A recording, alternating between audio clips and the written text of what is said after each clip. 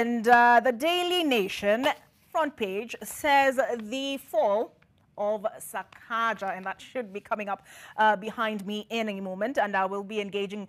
I did mention that we have Daisy Amdany already in studio, so I will be engaging her on this as far as the degree debate is concerned. There we have it, the fall of Sakaja, and it reads, as you heard from that report by Vincent Odor, the Nairobi super senator is caught in a race against time over the validity of his Ugandan university degree that could also lock him out of the city governorship.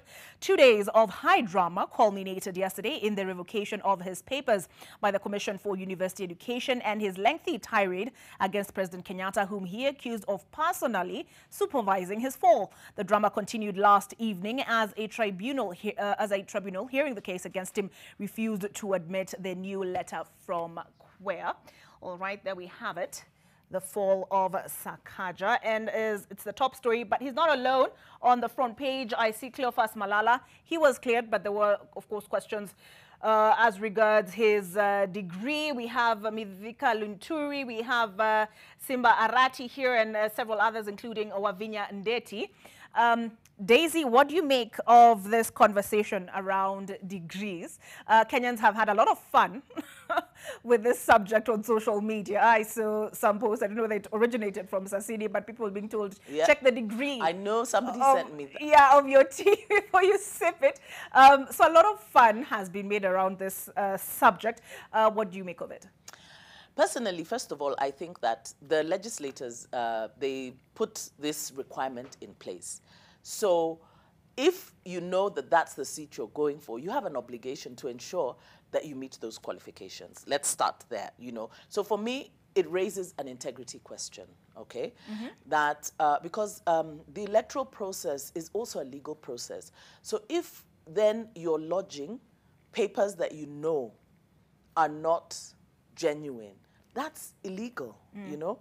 And if you have people at the gubernatorial level who can do that, and they're entrusted with resources and, you know, for development, for county, for the residents of the county, then you have a problem.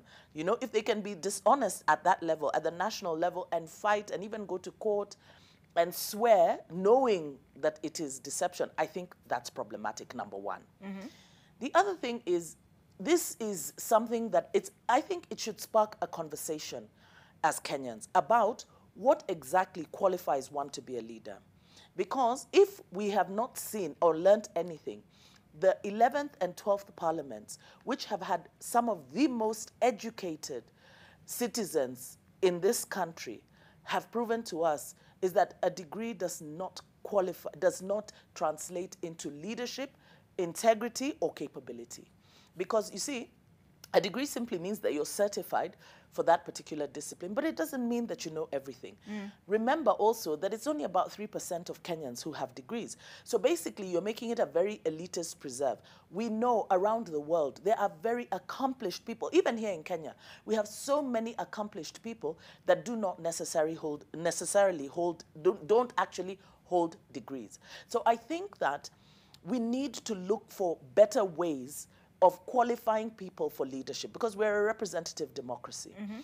Of course, at the basic level, you should at least be able to read and write and be, you know, comprehend. Yes. Previously, I think what they did, they used to have this, the ministry used to administer like an aptitude test for people who hadn't gone to school, you know, because remember, we had some very interesting members of parliament over the years, and some of them were like guys of shags, you know, but they were representing their people, and people sometimes want to choose these people. So the state needs to facilitate. You know, you can't put a level that excludes the majority of the people.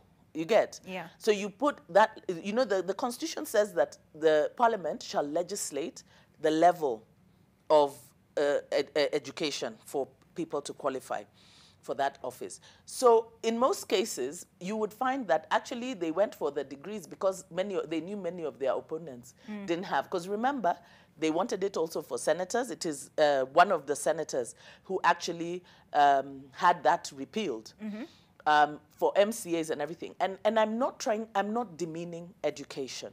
But we now have an institution, it's a state institution, that is an equivalency. It can award the equivalent of education based on life experience, work experience, and all. So when you look at somebody like Johnson Sakaja, who's raised this storm, he's a brilliant legislator. Yeah.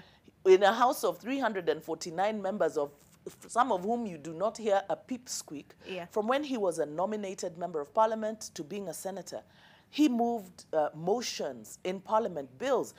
AGPO, the amendments to AGPO that provided the 30%, Yeah. that was an initiative that he ran with. Okay, and we'll get into more detail as yes. we move forward. I see Ruth Mutua has Has made been. it in, and I'm eager to hear what she has to say on the subject. All right. Also saw an interesting report here.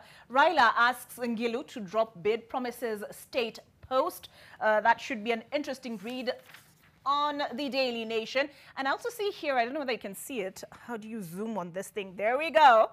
Kabogo and Wamatangi exchange bitter words at 10th Kenya Kwanza rally. Interesting read there as far as the politics of the day is concerned. Let's take a look at what else in terms of politics is making news. Keroche, Kere Rao, political claims Ruto. It's not the first time that the Kenya Kwanza political faction has raised this issue. Let's take a look at what else is on these pages. How Roots Master Wajakoya is changing. Let me just zoom in for you. Make sure that you see it. How Roots Master, in quotes, Wajakoya is changing the political game. Entertainment sports are now tripping over each other to host the controversial Roots Party presidential candidate. And what does this say? A quote attributed to him: "We've been well received by Safaras, and we will be landing right where you are to give you hope." Definitely one to read. I did not know that was happening. And a story that really captured the nation's attention when it happened, and that is with regards to the Aror and Kimwarer Dam loans. Kenya defaults on 5 billion shillings. This exposes the country to risks of legal suits that may lead to penalties and subsequent loss of public resources. Let me see, and also queries raised on 32